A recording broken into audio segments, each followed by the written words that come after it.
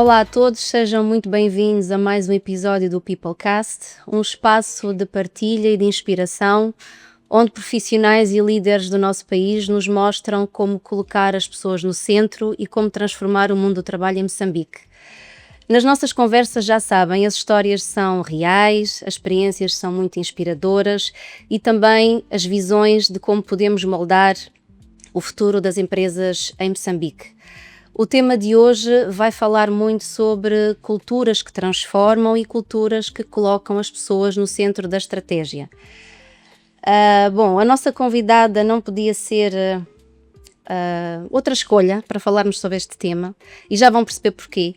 Hoje até é o 13º episódio do nosso Peoplecast e para mim é um número da sorte, portanto acho que tem um significado muito especial.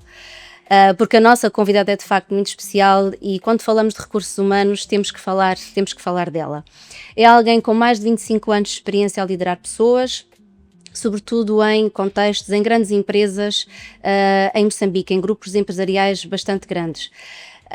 Ela já atravessou vários setores, vários contextos, até em 2016 ingressar no setor financeiro. Eu não vou alongar muito sobre a apresentação da nossa convidada porque vou fazer questão que ela o faça, mas a nossa convidada de hoje é a Hanifa Assangi. Olá. Olá, muito bem-vinda à nossa casa. Obrigada. É um prazer tê-la aqui connosco. Obrigada. É mesmo um dia especial. Espero bem que sim. Obrigada, é especial também para mim. Obrigada pelo convite, Sofia, Vicente. É também um prazer enorme estar aqui convosco para poder juntos levar aqui algumas palavras aos demais que estão por detrás da tela. Obrigada. Sim, obrigada. E contamos, como sempre, com o nosso colega Vicente Sitoy. Obrigada, Vicente. Sempre muito gosto.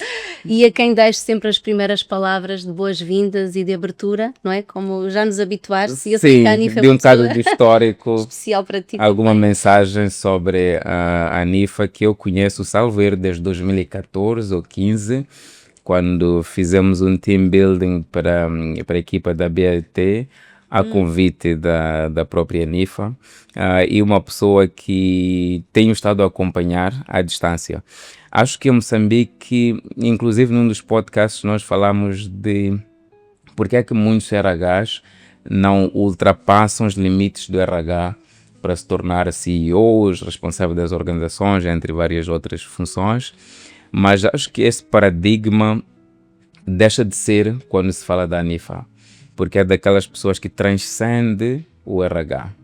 Não se trata de uma pessoa que, para mim, pelo menos aquilo que vejo, e hoje vamos saber muito mais a fundo, de uma pessoa limitada nos recursos humanos, mas pelo que eu saiba, vai além disso, vai para o corporate, vai para as questões mais empresariais, do business, olhar, e até talvez ter uma visão muito mais holística sobre o país, desenvolvimento humano e não só. Acho que é daquelas pessoas que nós olhamos de fora e nos inspiramos. Sei que ela tem aparecido sim em alguns eventos, em alguns workshops, mas não é tanto que é um prazer e um privilégio para nós termos a Hanifa deste lado. Então, Hanifa, muitíssimo obrigado por ter aceito o nosso convite de cá vir. Vai ser um prazer para quem nos acompanha, de certeza, falo por eles, porque eu próprio sei que vou aprender, ouvi-la, conhecer o seu percurso e beber um bocado da sua visão no que diz respeito a pessoas. Sim, é difícil haver alguém que não minimamente interessado por recursos humanos que não tenha ouvido falar em si, não é?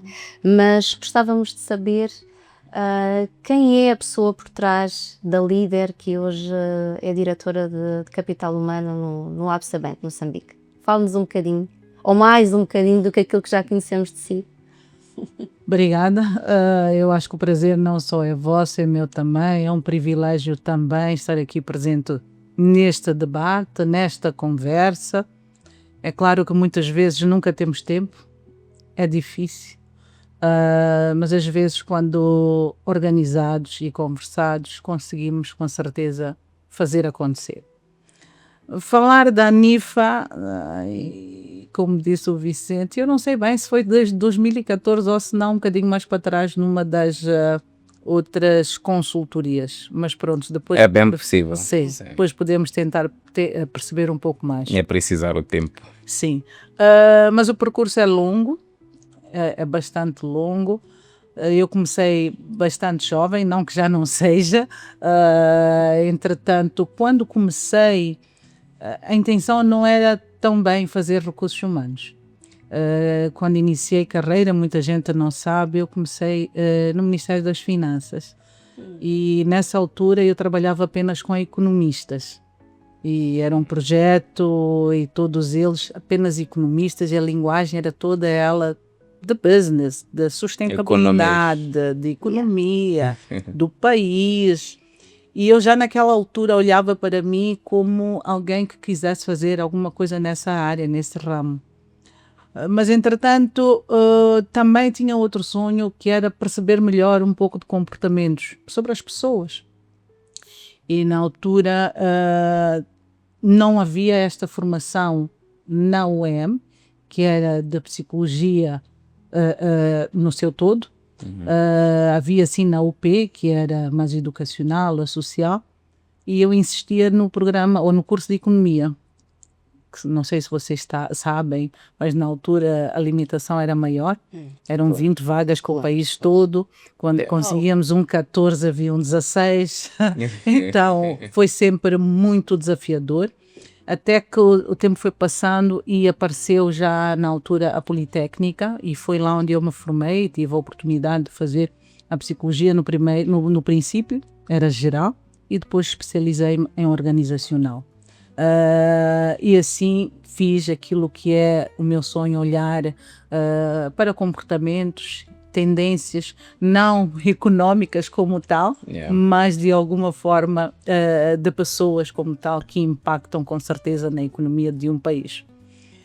Quando saio do Ministério das Finanças, junto umas cervejas de Moçambique, onde foi lá que eu cresci. As cervejas de Moçambique foi para mim a grande escola. Hoje chama-se AB InBev, na altura Cervejas de Moçambique, que era parceira do grupo Sabmila. Foi nas Cervejas de Moçambique que eu cresci, onde tive grande aprendizado. A minha primeira líder, chefe, professora, foi a Elizabeth Pereira. Liz Pereira, foi ela que me ensinou o beabá dos recursos humanos. Tenho contacto com ela até hoje. Ela já não faz recursos humanos, deixou o mundo corporativo, seguiu outros rumos, mas continuamos ainda ligadas, de alguma forma, distantes, mas com grande admiração para esta grande mulher. Tive muitos outros professores no percurso, alguns já não estão entre nós, mas continua a referência.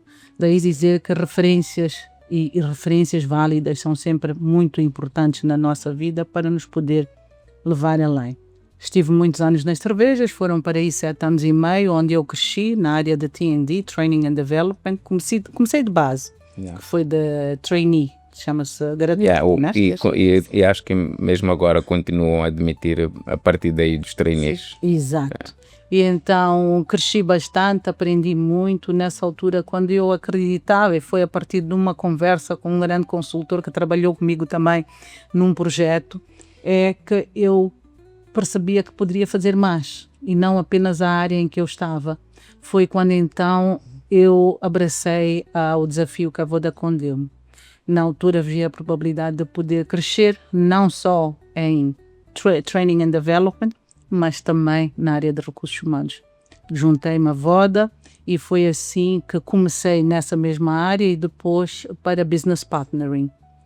Anos depois, como Business Partnering da área do negócio, foi quando depois apareceu uma oportunidade da British American Tobacco, onde lembro-me, inclusive, em conversa com esta, que é a minha grande referência de vida de recursos humanos, a Liz Pereira. Ela ligou-me e na altura era Change, era a empresa, e dizia: Nifa, tinhas dito que querias um novo desafio. Tem empresa A? Eu disse que não me interessa. Quando tiver alguma coisa que me interesse, eu vou dizer. E depois foi quando apareceu a British American Tobacco. E eu lembro-me na altura, esta empresa, esta posição não fazia parte da equipe de liderança. E eu disse que não, eu só me junto a uma empresa onde o RH senta na mesma mesa para discutir decisões do negócio para frente. E ela depois retornou a mim e disse que, olha, o diretor-geral quer conversar contigo. Conversamos e ele disse, olha, Nifa, é a ti que eu quero para trabalhares comigo. Mas, como RH, tu sabes que tudo isso obedece a muitos processos. E aí começou aquela coisa toda da bateria dos assessments, até que depois fui apontada para a posição. Primeiro ano e meio eu fiz Moçambique, a seguir fiz Moçambique e Angola, durante muitos anos, onde depois deixo de fazer Moçambique, Angola e passo a fazer Namíbia e Botsuana. Moçambique, Namíbia e Botsuana. Esta grande empresa que também trazia esta abrangência em termos de visão das várias culturas e do mercado. Sim. Entretanto, os anos passaram, foram mais 8 anos, e aí depois aparece o namoro com o banco. Já a banca, O APSA. o APSA, na altura então, Barclays, sim. que foi impressionante como a coisa começou. Eu sou uma pessoa que me considero muito leal, muito fiel. Eu estava na British American Tobacco, não olhava para mais nada. E lembro-me numa conversa com o meu chefe, e este dizia, é sempre importante, até eu, de vez em quando vou fazer uma conversa, e é bom para nós como profissionais, porque afinal de contas mostra-nos Que temos valor e também o que é que se que passa. temos valor, Yeah. se o nosso valor mantém-se relevante ou não, e se nós estamos à altura desta dinâmica do mercado. Yeah. Eu não gosto, porque de todas as entrevistas que eu fiz na vida, foram todas elas para onde eu trabalhei. Então tinha aí uma premonição, sabia se eu vou ficar. Vou.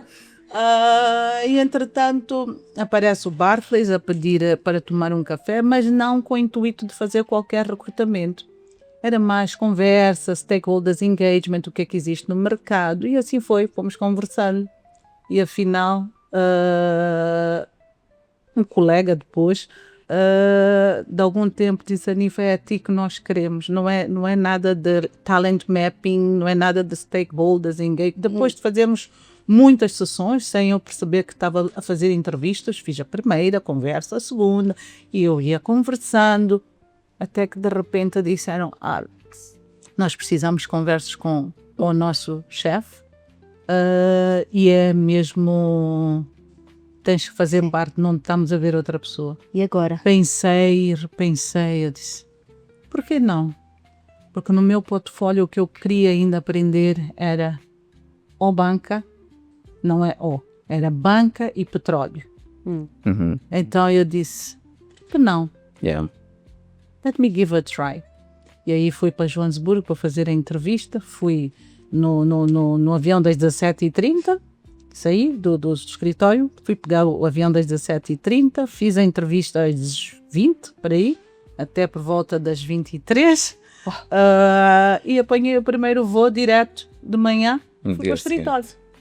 Então, é preciso... Acho que essa é a fuga mais épica, porque alguns aproveitam a hora do almoço para fazer entrevista.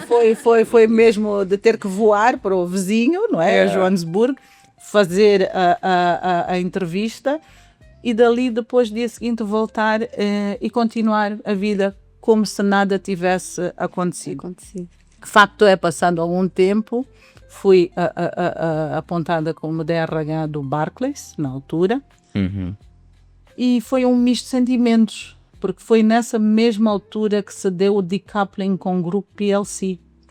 Então, por um lado, eu tinha aquele orgulho todo de me juntar a uma grande marca, mas ao mesmo tempo esta estava a sair de África. África, com exceção de Egito e Zimbábue, que tinha um grande laço, uma rainha. Mas depois conversei na altura com o meu anterior chefe e ele explicou e eu depois fiquei mais sossegada. Quando digo chefe, o do Barclays, fiquei mais sossegada e percebi que não tem nada a ver é como é, o mundo é dinâmico. Exatamente. E assim comecei a minha jornada no Barclays em 2016. Então tem sido uma trajetória bastante longa, de grande aprendizado, e olho para trás e digo sempre que valeu a pena, e vale todos os dias a pena, porque a modesta parte, o ABSA é uma escola e não interessa as áreas, muitos dos nossos temas são únicos, porque são de legado. Sim. Obriga-nos a pensar um pouco fora da caixa, porque não tem igual. Nós temos problemas, às vezes, Sim. e já muitos estes ultrapassados, resolvidos, que não têm experiência anterior ou parecida. São muito específicos, aquela casa que tem várias transições de management, de mudança e por aí. Então é uma escola nesse ponto, e eu gosto de lá estar.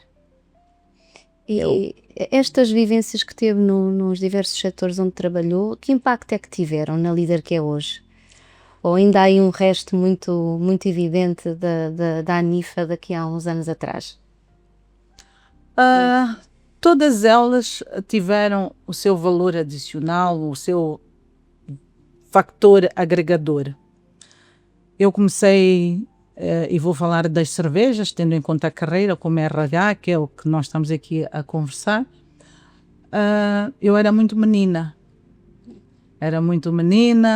E vocês sabem que a indústria cervejeira é uma indústria, na altura, muito máscula. Ainda é, até hoje. Sim. Mas já não existe comparação com antigamente. Com que já foi. Eu lembro-me de alguns colegas dizerem assim, mas esta menina, o que é que vem cá fazer e o que é que sabe? E a verdade é que eu fazia muitas formações, train the train, e depois dava as formações, porque era a minha área. E eu gostava muito de facilitar, educar, ensinar, sensibilizar e andar para frente. Yeah. Imagina no meio de grandes homens, todos eles adultos, muito a stick nos seus beliefs, nas suas crenças, estar ali, aquela jovenzinha à frente no quadro com as canetas. Olha, comecei, foi com flip chart. Então, flip chart, projetores, não é? Yeah. Aqueles projetores, meia volta, lâmpada fundia. Então, como é que se chamava o plástico? Era o acetato. O transparente. O transparente. Chamava acetato, sim. Da pessoa que mudava era assim, sem meias. Então, eu sou desse tempo. Escrevia no lado, punhas ali, ele projetava. Estava e Escrevia projetava, com uma sim. caneta. Então, tudo que é high-tech é mais duas, mas eu venho do tempo em que era o flip chart para escrever, em que era o transparente para projetar, tínhamos de estar sempre preparados para, no caso da lâmpada fundir do projetor, podermos continuar com a formação. Então, a preparação é crucial. Como grande agregador aí nas cervejas, uma das coisas que me fortaleceu foi: não interessa para que audiência tu vais, lembra-te que podes te encontrar com qualquer coisa, mas se tu é que estás indigitada prepara-te o máximo possível. Não importa a idade, a bagagem, a hierarquia de quem esteja do lado de lá. Mas como responsável do tema A ou B que estás indigitada para dar, prepara-te. Porque tudo o resto que vier de lá são questões genuínas, muitas vezes, que têm a ver com o tema. E temos que nos lembrar que quem está do lado da audiência muitas vezes não sabe e está a fazer uma questão, como é que eu digo? Certa, justa E mesmo por curiosidade. Oportuna, e sim. curiosidade e oportuna. A Vodacom foi mesmo para perceber também outra dinâmica, não é? Porque saio deste ambiente bastante industrial, fabricos, cerveja, aquelas coisas todas, e passo para um ambiente mais corporativo, onde tenho mais pessoas literadas e comparado a outra indústria que tinha Mais operários. as duas partes, os dois segmentos, mais operários e uma parte nem tanto. Então a forma de estar e perceber também fazem grande diferença. A minha passagem pela Vodacom foi mais curta, foram 3 anos, foi onde menos estive, mas foi lá onde pude transitar da área de formação e desenvolvimento para business partnering, possibilitando-me assim a visibilidade de como dar o suporte geral como BP. Foi aí que depois aparece esta outra como BAT, como British American Tobacco. E durante este percurso todo, são vários os pontos que nós vamos percebendo como líderes. Não há evento ou incidente que ocorra a determinada altura sem um propósito. Para cada episódio existe um propósito. E como líder, como responsável, nós temos que estar preparados para perceber and so what?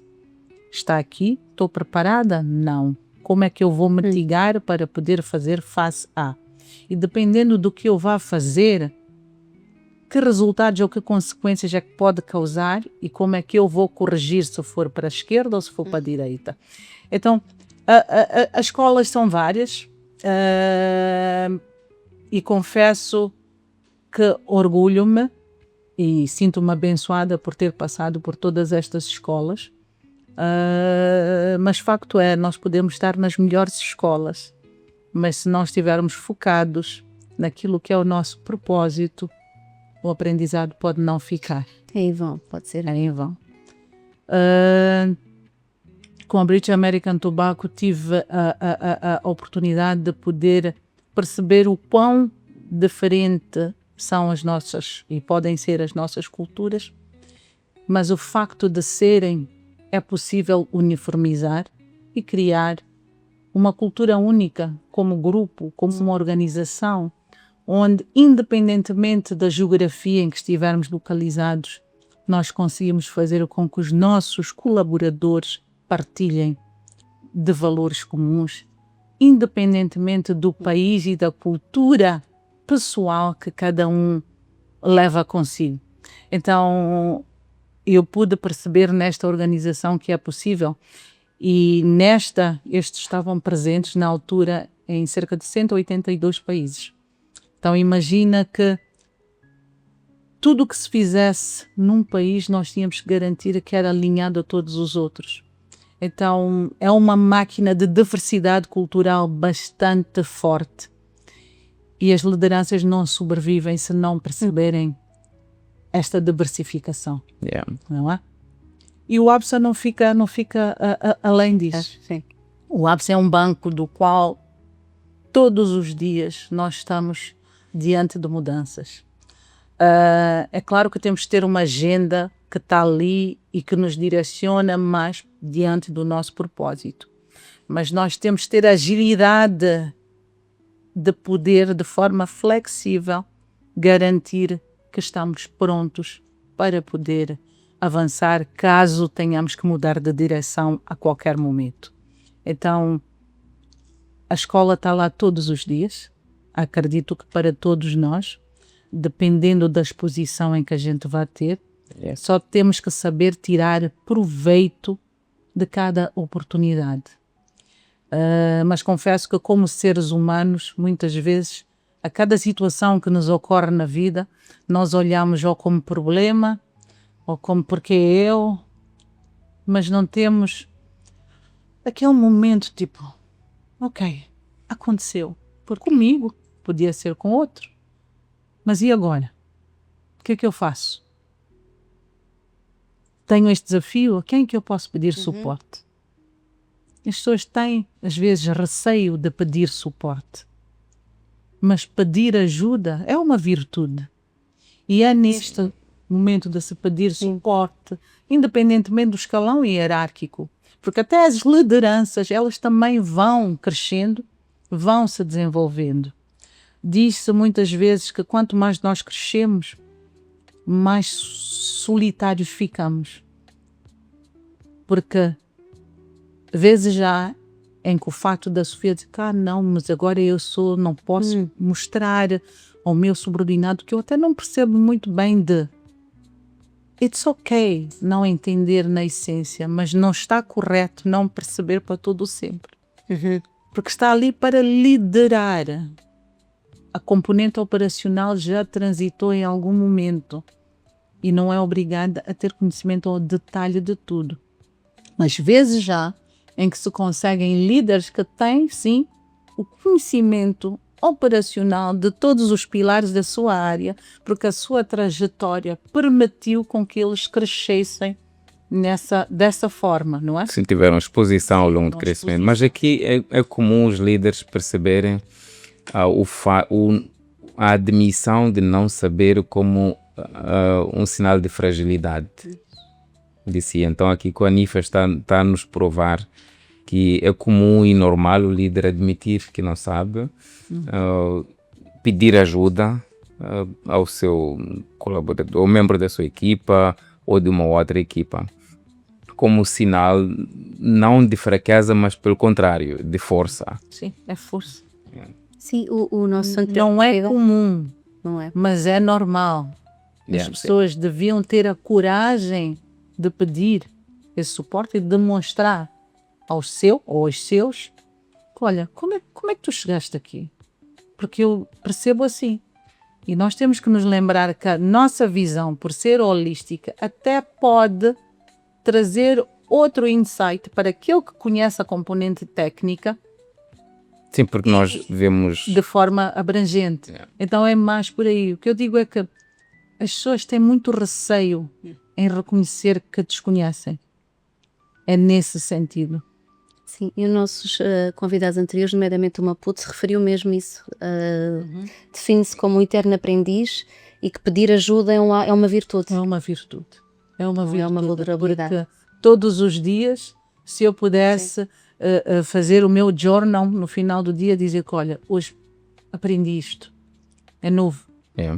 E ensinei, acima de tudo também, porque nós temos que ser capazes de também passar o aprendizado, que isso é building up on legacy. Porque de que vale fazer o hold up todo para mim, para si, enquanto que posso ir medindo estas valências à medida que vou deixando estes ensinamentos no meu dia a dia. Até porque precisamos de preparar sempre pessoas para ocuparem os nossos cargos. Isso. A Anifa falou durante a sua apresentação sobre o valor da preparação. Temos que estar sempre prontos para alguma missão. Até definiu o APSA como um ambiente de constantes mudanças, pressões diferentes e desafios próprios, típicos do APSA. É verdade que da experiência que teve, de onde vem, ela mencionou a Vodacom, o BAT, British American Tobacco, as cervejas de Moçambique, que tem, ou na altura tinham, agora não saberia dizer, à exceção da CDM, uma cultura mais internacional, ainda que no caso da BAT tivesse ali alguns elementos do nacional. Agora no APSA, o APSA define-se pela sua africanicidade, pela sua moçambicanidade. Como é que depois conseguiu transitar deste paradigma internacional para uma cultura mais localizada? Quais são os desafios até próprios de africanizar ou até mais específico, moçambicanizar a cultura de um banco? Isso. A cultura é um aspecto bastante poderoso naquilo que tem a ver com liderança. O APSA, que transitou na altura de Barclays como internacional para um grupo pan-africano, que é hoje, africano no seu todo, estamos presentes em 10 países, vamos dizer que foi um bocadinho mais fácil, porque somos todos africanos. Daí a tal africanicidade. E hoje mais pan-africano.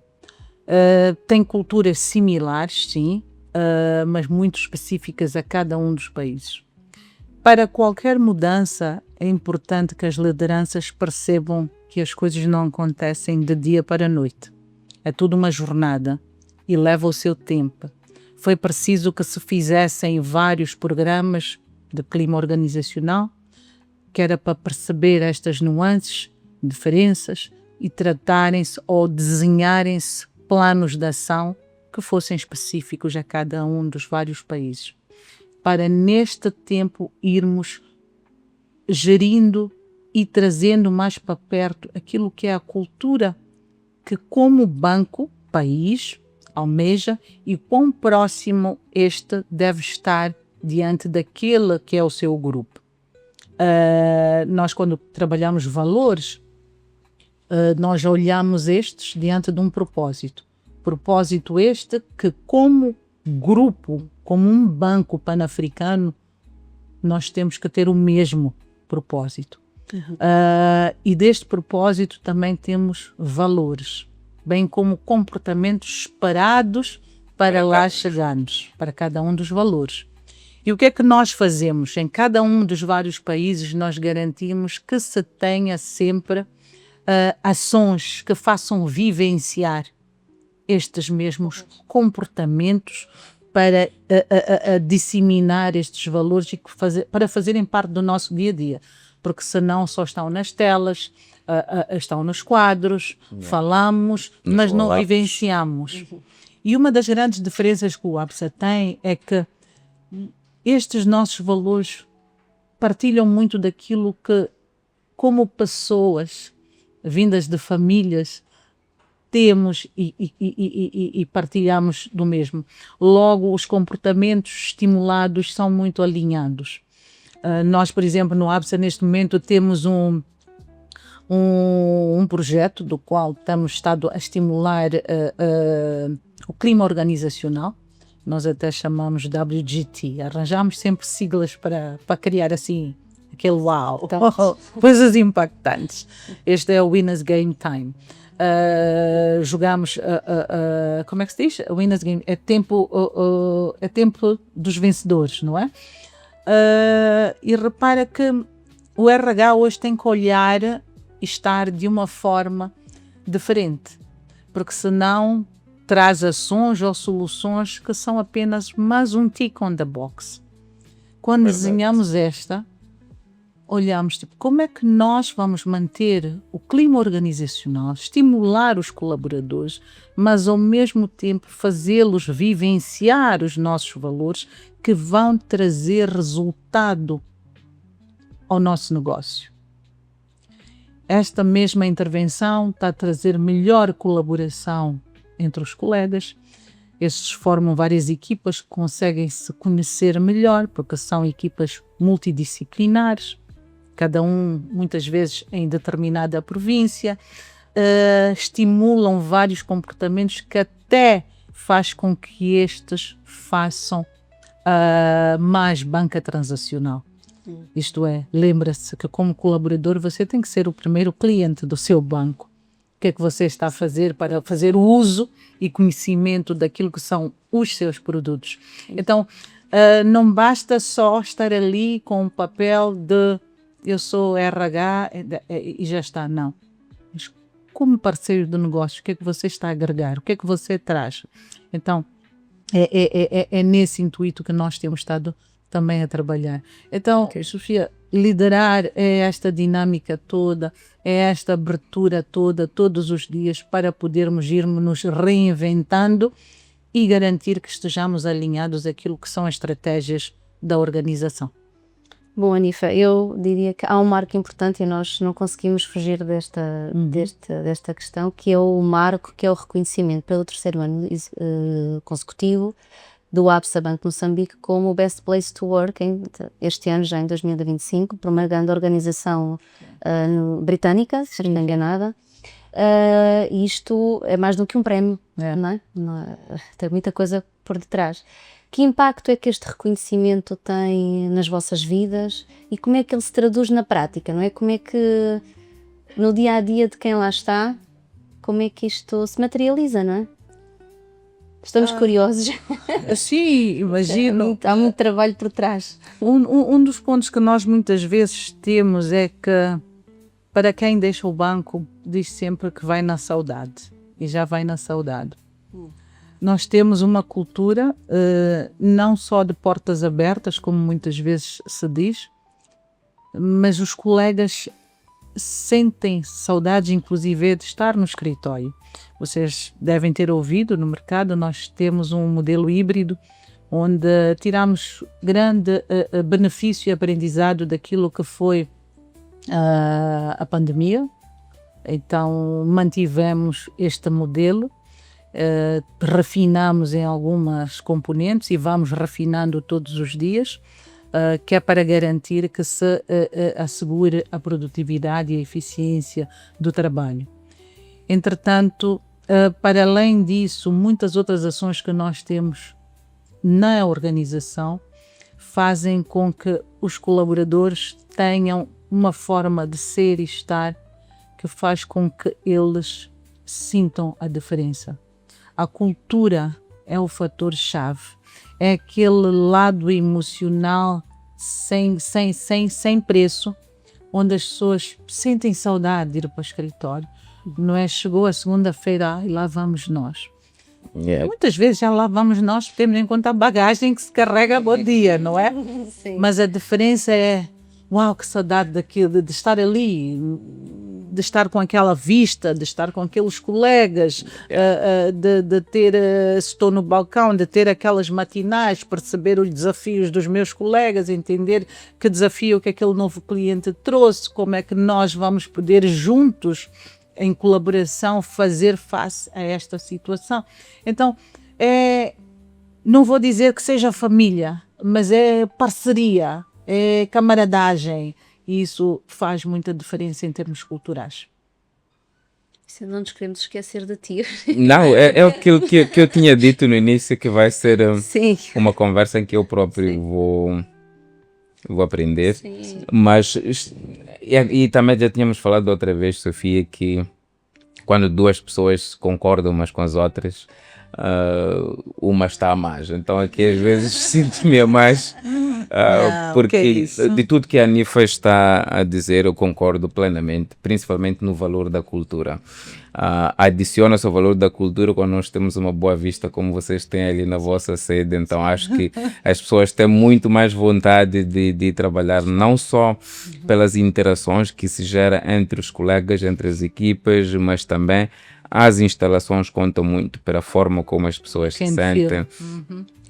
Eu conheço em particular um cliente que tem um open space de umas 100, 200 pessoas, mas a copa é minúscula, é um sítio onde as pessoas têm que sempre trocar-se, então aquilo retira a vontade das pessoas de ir trabalhar. Portanto, as condições à volta, a atmosfera física, as condições físicas, queria dizer, a atmosfera, a questão do estacionamento, às vezes também interfere. A pessoa quando pensa que basta chegar 5, 10 minutos atrasado, vou perder lugar, vou ter que estacionar uns 20 minutos mais à frente para depois caminhar com suor, com calor que faz lá fora. Então todas estas componentes fazem parte ou influenciam a cultura organizacional e a forma como as pessoas se sentem quando vão a empresa. E no vosso caso em particular, pela localização, pelo menos da sede, obviamente os balcões estão dispersos pelo país todo, acredito que terão as melhores condições, mas só falando daquela equipa que trabalha convosco,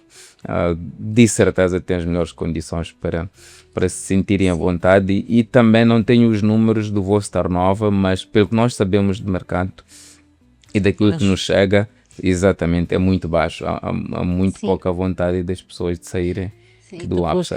Aliás, também tínhamos feito este comentário uma vez, quando fizemos um projeto, To Be. Sim.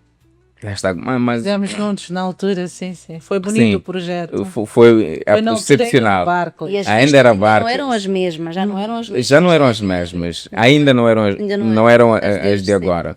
Mas nós já dizíamos que a média de idade dos colaboradores do APS naquela altura era elevada, o sinônimo de que as pessoas saíam menos. Isso. As pessoas não se importavam de fazer a sua carreira toda no APS, de fazer a vida toda no APS. O que é um sinal, é um sintoma bom de que lá as pessoas querem ficar cada vez mais tempo, ninguém está com pressa de sair. Bom, obviamente que as pessoas têm aspirações diferentes, em momentos diferentes, cada um pode estar a olhar para fora ou não, dependendo daquilo que são as vontades, mas se não é as massas, se não é porque, lá está, também falamos na outra vez que é preciso que haja alguma rotatividade, né? Isso.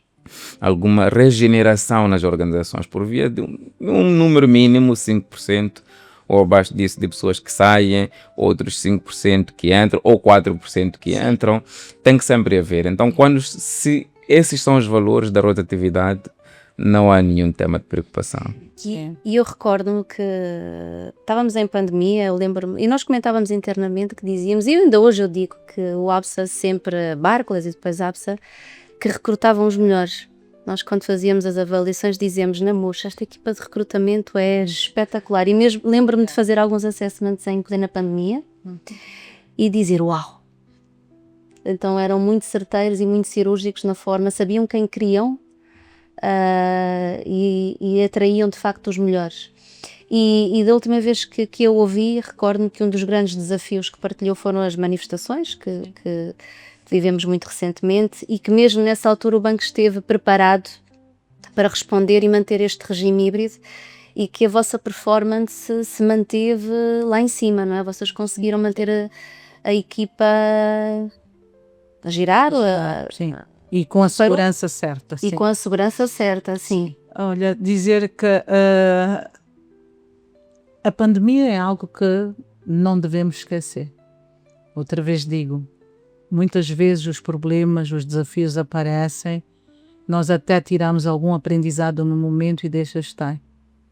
Como ABSA, nós trouxemos soluções na altura em que destas nós dissemos que não podemos regredir, devemos refinar. Lembro-me quando o tal iniciou, logo que foi decretado o estado de emergência, nós finalizamos a nossa norma de trabalho remoto na altura. E porque tínhamos também já os novos escritórios centrais, o grosso dos nossos colaboradores já estavam a laborar em laptops. Então as nossas trocas foram sempre para laptops, que era para garantir mobilidade. Veio a pandemia, nós conseguimos garantir em todos que precisavam de assegurar continuidade, que tivessem rede, que tivessem o conforto. Tipo, fomos até o extremo de entregar secretária e cadeira em casa. Então, isto para dizer que não é só para entregar o negócio, mas está em causa também o seu bem-estar. Tivemos esta situação da pandemia, da situação sociopolítica, para além desta situação que estava salvaguardada a net, mas depois tivemos algum entrave, percebemos que tínhamos que ter mais a controle. Onde devíamos garantir, nós introduzimos Starlink nas casas de colaboradores. E nota que não tem a ver com hierarquias, tem a ver com continuidade do negócio, business continuity. Para além disso, criamos camping dentro dos escritórios, onde asseguramos em alguns hotéis que os colaboradores lá estivessem e com a devida segurança. E claro, escolhíamos estes e também tínhamos atenção à situação familiar, é? Porque não interessa só fazer uma parte e a outra não está salvaguardada. Tudo isto foi um processo, envolvidos há algum tempo, graças a Deus conseguimos estar bem outra vez, o país ainda está a recuperar-se, mas percebemos que as nossas pessoas são o pilar da sustentabilidade do negócio.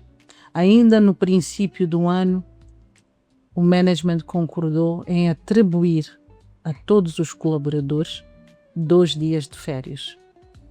Não das férias normais. Adicionais. 2 dias adicionais de férias.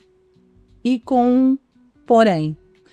Estas mesmas deviam ser gozadas às quintas e sextas, ou sextas e segundas, ou segundas e terças. Que era para poder ter a sensação de um mini short break, que era para as pessoas poderem descansar. Desligar. Porque foi um cenário que veio abalar ainda mais o nosso lado emocional, a nossa saúde mental, que vai levar muito tempo ainda para ser para normalizar, porque afinal já vínhamos debilitados do Covid. E falando nisso, nós temos muitas iniciativas sobre saúde e bem-estar, onde hoje, quando nós fazemos as métricas, percebemos que são as que mais aderência dos colegas têm. O que quer dizer que os nossos colaboradores estão mais preocupados hoje, porque estão mais sensibilizados e informados sobre o quão importante é para ele ou ela estar bem de saúde. Yeah. E para além disso também perceber de todas as outras coisas que acontecem e muitas vezes sem conhecer nós deixamos passar. Então é bastante importante olhar para aquele que garante a sustentabilidade do negócio. Não há negócio sem pessoas e não há pessoas sem negócio. Yeah. Com relação à rotatividade, é crucial. Sim, na altura nós tínhamos uma rotatividade muito baixa, com um elevado número da faixa etária, né? Mas hoje estamos bastante equilibrados, porque fomos introduzindo vários programas, como programas de graduados, academias, para ir renovando. Também tivemos muita gente aí para a reforma e, como tudo precisa de alguma dinâmica para garantir o crescimento do negócio e também olhar para aqueles que até já estão há muito tempo, mas gostariam de ir e olhar para outros pontos. Nós tivemos, há alguns anos atrás, um programa voluntário, de saídas voluntárias, que foi mesmo também com o intuito de dar esta oportunidade a quem quisesse ir olhar outros horizontes, empreendedorismo, como por exemplo, e nós pagámos estas pessoas. Foi um programa específico onde quem quisesse solicitava e abraçava esta nova forma de estar. Isso também trouxe alguma baixa na nossa faixa etária, que hoje deve estar entre 32 e 33 anos de idade. E para além disso, em termos de lideranças, dizer que a nível de liderança nós ocupamos 60% para as mulheres. Somos 60% no Conselho Executivo hoje, não é? Parabéns, o que é raro. Sim, era mesmo isso que é assim. Que é um trabalho, e nota-se, é como cultura. É uma jornada, é um processo. Sim. Não se começa hoje para termos os resultados amanhã. E não tem fim, né? Não é uma jornada que não se chega a um destino e dizer agora temos 60%, podemos relaxar. Não. Porque quando relaxa vamos regredir. Exato. É uma jornada que estamos continuamente A olhar por fazer, ela. sim. E nota, Vicente, que para além de olhar e teres essas métricas hoje, que vens cultivando todos estes anos, é preciso perceber: e se me acontece alguma coisa aqui? Eu vou conseguir? Logo, os nossos programas também, para garantir sustentabilidade destes números, devem existir. Programas de desenvolvimento, mentoria, coaching. Yeah. E nota que, porque olhamos a meritocracia, deve ser salvaguardada a componente de género. Não interessa se é mulher, se é homem, é para todos. Os programas são abrangentes, a sensibilização é abrangente, é preciso que todos sejam focados e que tenham um propósito. Sim, e o banco também tem sido reconhecido por estas campanhas que tem feito ao nível do género, não é? E já falou nessa questão, e era a mesma pergunta que lhe queria fazer, era que resultados é que a mais surpreenderam e do que é que mais se orgulha de facto de ter contribuído de alguma forma para esta conquista, não é? De ter muitas mulheres em posições de liderança, que também é uma grande transformação. Ou seja, vocês são um bom exemplo de que é possível. Eu lembro-me, há uns anos atrás, a nossa antiga PCA, a doutora Luísa, dizer assim: Nifa, tu tens de ter mais mulheres aqui nesta mesa. Na altura só tinha uma ex-colega. Tens de ter mais mulheres aqui nesta mesa, tu não podes ser a única. É um trabalho, é um trabalho, e tudo requer muito empenho de todos nós. E o nosso trabalho na altura tinha começado de base, porque nós não tínhamos ainda o equilíbrio a nível da organização, onde hoje estamos em média 50-50, overall, não é? Às vezes pode cair menos uma décima, mas é sempre ali. Então foi um processo onde nós tínhamos que olhar e outra vez falando a cultura, começa lá de fora. Precisamos de mais meninas na escola, precisamos de mais educação e sensibilização. As meninas não podem desistir por conta das gravidezes precoces, por conta dos casamentos precoces. Yeah. Então, conta se de nós não culturas. tivermos a sociedade também devidamente educada, esta componente do género nas organizações é desafiadora, é cada vez mais desafiadora. Quanto mais educadas forem as sociedades, mais facilitado também fica o trabalho do empregador. Então tem sido essa jornada. E à medida que nós fôssemos melhorando estes números, dizíamos, e agora? Vamos olhar também para as mulheres em lideranças intermédias. Intermédio, sim. Mas depois também dizíamos, para além disso, nós somos um negócio. Vamos olhar também para as lideranças no front office, no back office. Então, é uma redoma, nunca termina. Vamos sempre nos reinventando, procurando sempre aspectos que nos vão diferenciar e agregar naquilo que é a nossa base de liderança, não é? Então, é mais por aí. A Anifa, entretanto, deixou-se conquistar, e já escreveu sobre isso, pelo VIP Analytics, não é? Que estamos a falar de transformação, mudança, acompanhar. Aqui o People Analytics é um tema que muito interessa, não é? Como é que se deixou conquistar e que impacto é que isso tem nas vossas rotinas diárias? Porque é um tema polémico, não é? Hoje. Aqui já falámos muito sobre isso, mas gostávamos muito de ouvir a sua opinião sobre. Hoje em dia, quem acredita que se consegue tomar decisões sem esta componente, sem dados, não chega lá tão fácil. Pode até chegar, mas quando chegar é extemporâneo. Não, por isso é extemporâneo. Pode ser tarde. Não é? Sim. Porque a velocidade hoje dos dados não tem como. Não tem como nós medirmos. Então, nós precisamos de acompanhar este desenvolvimento. E o Analytics é algo que nos traz essa informação. Eu, na minha equipa, tenho um Data Analytics, ok? Então, eu lembro, na altura, o meu chefe a dizer, Anifa, já percebeste que tu tens esta informação toda? Mas está tudo all over. Então, enquanto nós não começarmos a pensar em dashboards, a pensar em data bem organizado, as probabilidades de melhor direcionarmos as nossas decisões são pequenas. Então, é preciso que nós repensemos a nossa abordagem e percebamos como é que nós podemos agregar. E como pessoas, muitas vezes nós não entendemos que o maior custo de uma organização está naquele segmento. É complexo. Por isso é importante que se traduzam cabeças, headcount, into cost, que é para os responsáveis poderem perceber. São grandes os desafios que muitas vezes nós temos em fazer perceber a cada account exec, isto é, um diretor ou um responsável de uma área, tipo, olha Vicente, eu percebo que tu até queres um responsável para A, B, C, tu estás a olhar para o teu modelo de negócio, precisas. Mas nota que nós olhamos de forma holística. Neste momento a organização está a passar por e não podemos olhar apenas.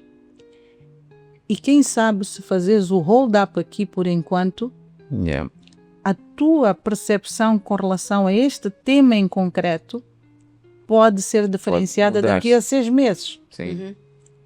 Pode ser que estejas com uma necessidade transitória e acreditas que seja algo permanente. Sim. E nota que a partir do momento em que se recruta, já se retirou algum profissional de alguma organização. Sim, não há volta a dar. E não há volta a dar, não é? Então, é toda uma dinâmica que só com dados nós conseguimos mostrar e trazer as evidências para quem também precisa de suporte e podermos tomar a decisão correta. Sim. Para frente. E nós RH, não é? E falamos de nós RH. Exato. Queremos estar na mesa das decisões, temos que ter... Sim, até quem produz os dados nas organizações são as pessoas. Pois. E nós produzimos dados em todo momento, em todo lugar, em todo instante. Desde a que horas eu acordo é um dado, quanto tempo as minhas pessoas em média levam para vir trabalhar é um dado que vai me levar a tomar alguma decisão. A que horas em média as pessoas saem do local de trabalho é um dado. Quantas pessoas têm filhos é um dado. Quantos submeteram seguro, tiveram que ir ao médico no mês típico, no verão, no inverno, quantos recorrem menos ao médico é um dado.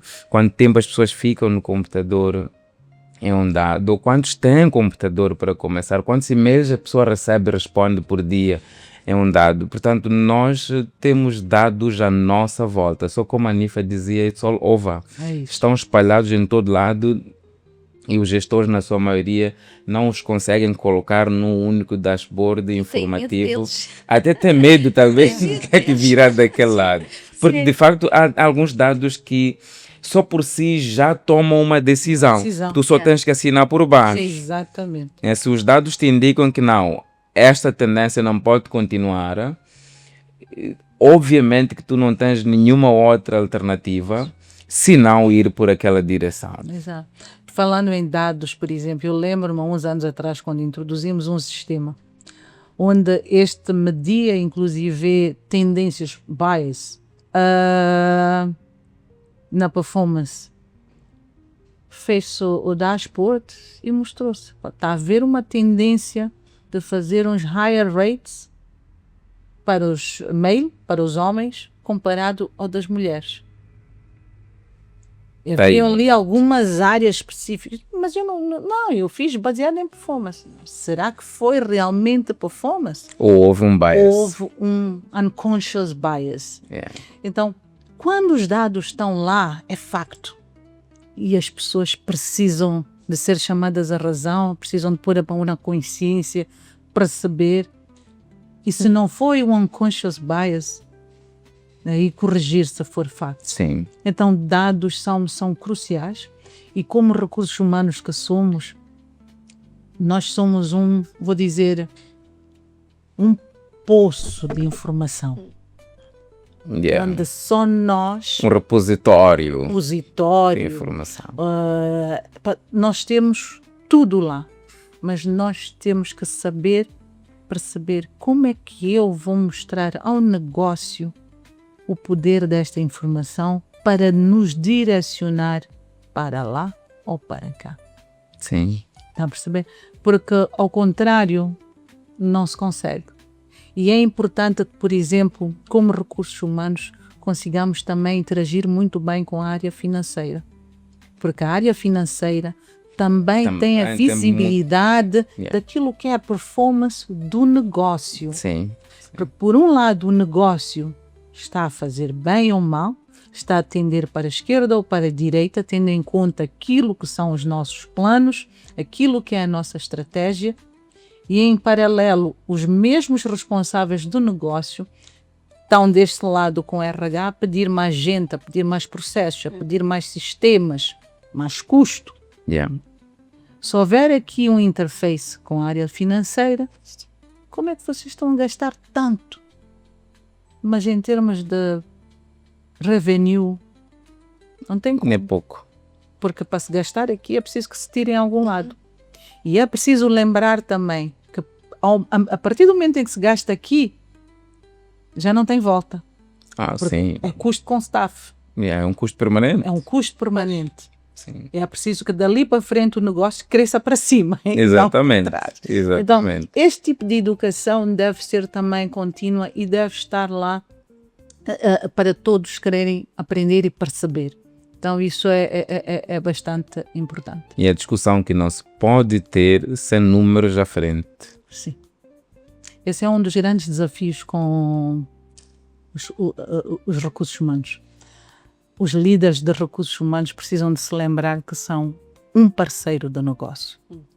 Muitas vezes nós achamos que estamos aqui para olhar para políticas, para processos, para procedimentos, para o bem-estar dos nossos colaboradores, dos nossos colegas, onde nós também fazemos parte dele.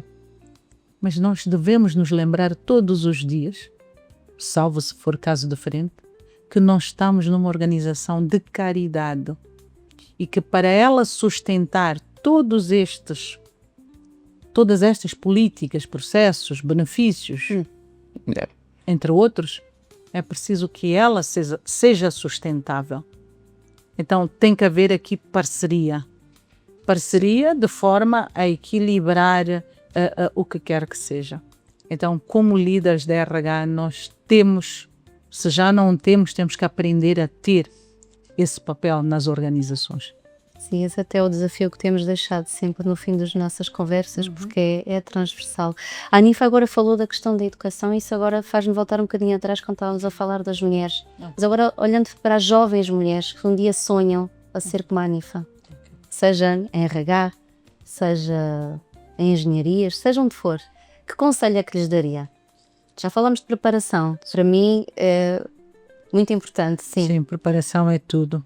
Tive também uma grande referência na vida, a Felicity Miller, que ela dizia: failing to prepare is preparing to fail. Então, if you prepare, as probabilidades de tudo dar certo são grandes. São grandes, sim. Não diria que conselho daria apenas às meninas ou às raparigas, mas a todos no geral, porque eu vejo isso na sociedade no seu todo, e vejo mais no dia a dia com jovens recém-admitidos. É preciso que as pessoas sejam focadas, é preciso que as pessoas se lembrem que é step by step, é passo a passo. E para cada fase da nossa vida existem prioridades. É por isso que nós começamos como crianças, adolescentes, jovens, adultos e aí por diante. Entretanto, a nível profissional também é igual. Quando começamos, somos adolescentes profissionais, estamos naquela fase de beber e perceber o quanto puder. Depois viramos jovens, já começamos a dar um bocado de nós, depois viramos adultos. Já existe maturidade, eu sei o que quero, eu já sei fazer e estou a andar. O que se passa hoje em dia é que mesmo não conhecendo, não tendo ainda conhecimento, nem sequer ter firmado carreira, eu já estou a exigir. Eu já quero me comparar a. Então, o imediatismo da nossa juventude é um fator de grande risco, mas é algo que não é apenas para as organizações, é algo que como sociedade moçambicana nós devemos olhar, porque o imediatismo está a dar cabo do nosso jovem, que muitas vezes, inclusive, de forma surpresa para mim, impacta até os adultos, que perdem o foco no meio do caminho e esquecem-se que é tudo ao seu tempo. Mas desde o momento que nós sejamos focados para nos lembrarmos que é preciso eu dar de mim para poder receber. O dar de mim o que é? Eu dar-me o tempo de aprender para poder colher. Mas hoje eu quero colher sem antes ter dado de mim.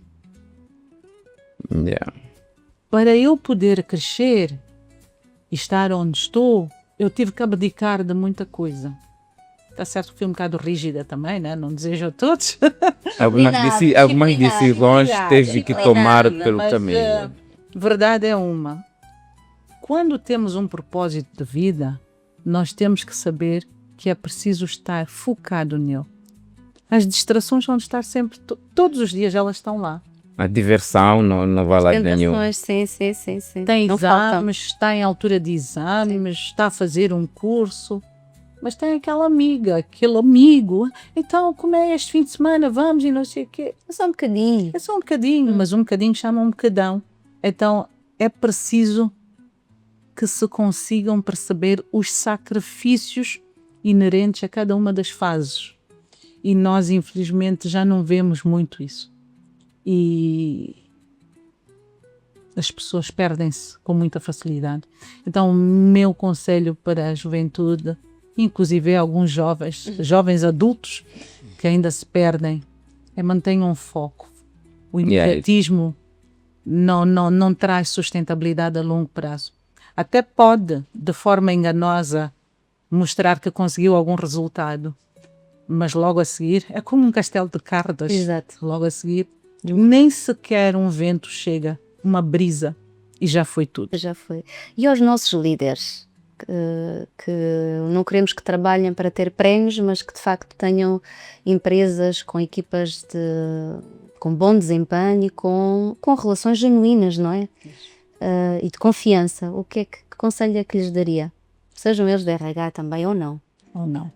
Todos eles como líderes, porque eu parto do princípio que liderar pessoas, independentemente de ser RH, diretor-geral, diretor corporate, de risco, do que quer que seja, se estiver a liderar pessoas, este precisa de ser um líder empático. A empatia faz toda a diferença. Eu disse bem há pouco tempo que as pessoas crescem e o crescimento hierárquico, as lideranças, disse muitas vezes, it feels lonely. Out there, it feels lonely. E é de facto. Não é? É de facto quando as pessoas crescem e muitas vezes não carregam consigo aquela virtude da qual eu falei. It's okay not to know. É uma virtude perguntar e dizer, como é que... E vamos juntos, como equipa. Então os líderes precisam de saber estar melhor. Eu vejo muitas vezes desafios, e principalmente nas pessoas que crescem, e crescem muito rápido. Porque eu, quando comecei um talent cycle, o tempo de vida do talent era de 36 meses. Hoje é de 12 a 18, e olha lá, isto em termos de crescimento e rotatividade. Isto em termos de best practice. Hoje, e claro que havia uns excepcionais, hoje tu tens as pessoas a crescerem, vês um CV hiper bonito, pessoas sendo a posições uau, mas inteligência emocional não está lá. A inteligência emocional não é adequada à posição de liderança em que este ou esta ocupa. Então, as pessoas precisam de se lembrar que crescer profissionalmente também precisa de crescer emocionalmente. Quanto mais alto eu for, eu devo me lembrar que eu estarei a olhar ou por um negócio ou por pessoas que olham para mim como um exemplo. Então eu, como base, eu devo me preparar. E preparo não é só skill, não é só habilidades técnicas. Sim. O preparo passa pelo eu, que é a fundação primeira para poder dar o seu melhor. Então eu deixaria isso, Sofia, para os nossos líderes trabalharem um pouco mais e todos os dias a inteligência emocional, porque este mundo está cada vez mais volátil, precisa de nós um bocadinho mais resilientes, porque o que era ontem, hoje não é mais. Quanto mais preparo mental e resiliente nós tivermos, maiores são as probabilidades de conseguirmos continuar. Que olhem mais para a saúde sua e dos seus, porque saúde mental é que traz sustentabilidade. Hoje podemos ser grandes profissionais, grandes líderes, mas se não olharmos pela nossa fundação, isto é, para a nossa base de sustentabilidade, que é a nossa saúde, não conseguiremos olhar pelos nossos e nem conseguiremos durar muito tempo. Então eu iria por aí. E as nossas equipas, não é? Também vão Sim. sofrer com isso. Vão sofrer, sim. E já em jeito de conclusão, já passou. Passa, Já estamos, passa, já- mas eu não disse tudo Já ainda. me estão a fazer sinais. Eu dizia. Ainda há muito por fazer, não há, Anifa? O que é que ainda tem por fazer? Se é que consegue pôr isso em algo assim? Deixa-me só, porque Ok. era uma das perguntas Eu- que eu queria colocar mesmo no final, e Sim, sendo essa a sim. sua, porque a minha é próxima a essa. Sim. De toda a trajetória que a Nifa tem, todos os lugares que a Nifa já esteve, passou, onde é que a Nifa gostava de estar daqui a uns 5 anos, 10 anos? Não é desejar que não esteja no banco. Sim. Queremos que continue, mas Onde é que sonha mais? o que é que está por ainda fazer? há para si por alcançar? Daqui a 5 anos é a reforma, de acordo com a lei. Mas mesmo- Tá bom, fora a reforma. Essa é a parte administrativa. Sim. Mesmo depois. Bom, Qual é a montanha que ainda tem por escalar? montanha talvez não diga tanto. Eu acho que eu gostava de continuar a dar de mim. E para a vossa informação, terminei há bem pouco tempo um Mastery in Coaching, que eu gosto de ensinar e eu gosto de conversar para construir, e muitas vezes a minha agenda não me permite, porque são muitos os temas. Então, se algum dia parar com a componente corporativa, também pela idade, já são 51 anos, para a vossa informação. Muito novo. Então, mais 4, de acordo com a lei, estou na reforma, se Deus quiser. Mas continuar a dar de mim, de tudo que aprendi, ir passando este aprendizado, ir percebendo a dinâmica do mercado e quem sabe escrever alguma coisa, não é? É mais por aí. Que aprendeu muita coisa agora neste curso que foi fazer, não é? Sim, Sobre si, sobre si. Sim. Aprendi, continuo a aprender todos os dias. Então, eu diria mais por aí, Vicente. Ok. Então, vejo-me a continuar a fazer o coaching, mas de forma muito, não vou dizer, como é que eu digo, pushing, é soft, mas com retorno, isto é, de ver as pessoas crescerem, Yeah. não é? Não basta só fazer, se a outra pessoa apenas está a fazer por fazer. Eu quero perceber onde é que a pessoa quer chegar e porquê, que é para eu poder também abraçar a causa, não é? É mais por aí. Então, por isso digo, não é bem montanha, mas é mais Umas viagens. umas viagens. Umas viagens mais agradáveis, sim. Também ver a minha filha crescer, né? Tenho uma filha, uma menina, então ver a minha filha crescer e crescer bem e com saúde. E considera que, vou matar pelo tempo, considera que vai deixar um ambiente de trabalho mais agradável para a sua filha e as suas amigas? Bom, as minhas amigas já estarão... Digo dela, da menina. Acredito que sim, porque são os ensinamentos que nós passamos para a juventude. Yeah. A propósito, ainda nesse âmbito, nós bem recentemente lançamos algo como o ABSA, que foram as popinhas, que é para a educação das crianças, saber poupar, saber estar. Isso são ensinamentos sobre literacia financeira. Daqui mais um bocado também vamos lançar outro programa, que é o Ready to Work, que é algo que fazemos todos os anos, que é para a juventude, preparando os jovens para o mercado de trabalho. Então, como banco, nós somos um banco que nos preocupamos com os expertises e também com os jovens e quem já está no ativo. Então, como profissional, acredito sim que terei deixado muita coisa para a minha filha e as amigas dela, porque as minhas já estarão Sim. comigo. E vai deixar saudades.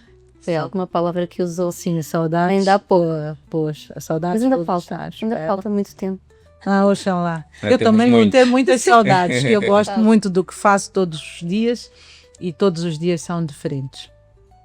E vamos continuar a ouvir falar de si. Oxalá. Não vai parar. Oxalá que seja bom. Claro Falem que sim. bem. e Claro que positivo. sim, claro que sim. Vicente, queres dizer mais alguma Não, coisa? acho que já está tudo mais do que Mais do dito. que- Obrigado, Anifa. Há sempre aquela sensação de que havia muito mais por falar. Nós aqui só conseguimos explorar talvez 10, 15% daquilo que era o potencial que poderíamos passar aqui à tarde a conversar. Mas de qualquer forma, foi bom explorar um bocadinho mais de quem é a Anifa, o que é que faz, a sua visão, e muitíssimo obrigado pelo tempo que nos concedeu.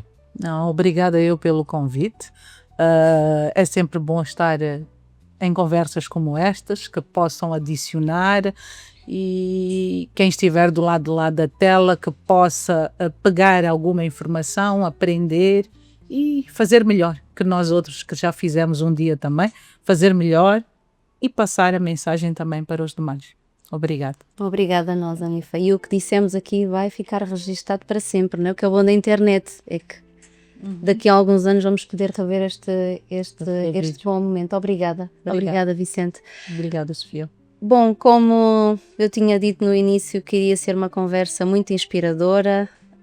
Falámos de muita coisa, que os meus principais takeaways, se é que eu vou conseguir resumir, falámos de muito, aprendi muito, foi sobretudo preparação, propósito, foco, empatia, respeito, aprendizagem contínua e sobretudo percebemos que as relações humanizadas, o relacionamento não está pode estar de mãos dadas com a eficiência operacional, portanto, e a tecnologia também não tem que estar em lados opostos, é possível juntar os dois e fazer algo melhor e transformacional, como falámos no início.